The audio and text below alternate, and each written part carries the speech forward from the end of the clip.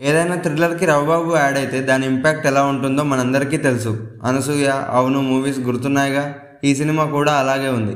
Rush tagline non stop adrenaline. పేరుకు మించి ఉంది మూవీ.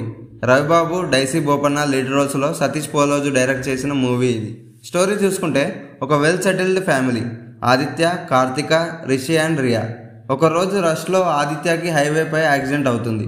విషయం తెలిసిన కార్తిక అక్కడికే వెళ్తూ ఆదిత్య దగ్గరే ఉన్న వీరయ్యని హాస్పిటల్కి తీసుకెళ్ళమంటుంది.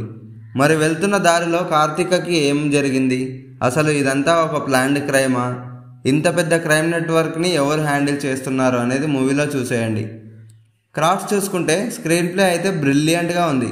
ప్రతి క్షణం నెక్స్ట్ ఏంటి అన్న సస్పెన్స్ని బాగా హ్యాండిల్ చేశారు. ఆ బీజిఎం అండ్ ఫైట్స్ అయితే వేరే లెవెల్, హాలీవుడ్ లెవెల్లో ఉండింది.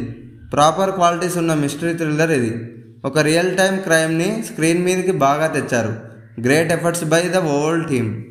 రేటింగ్ పట్టించుకోకండి, జస్ట్ 75 minutes ఉన్న ఈ thriller must watch.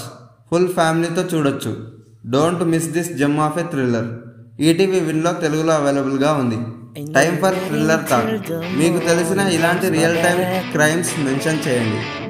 I just wanna be alone to feel free tonight. Told you so many times, don't wanna look back.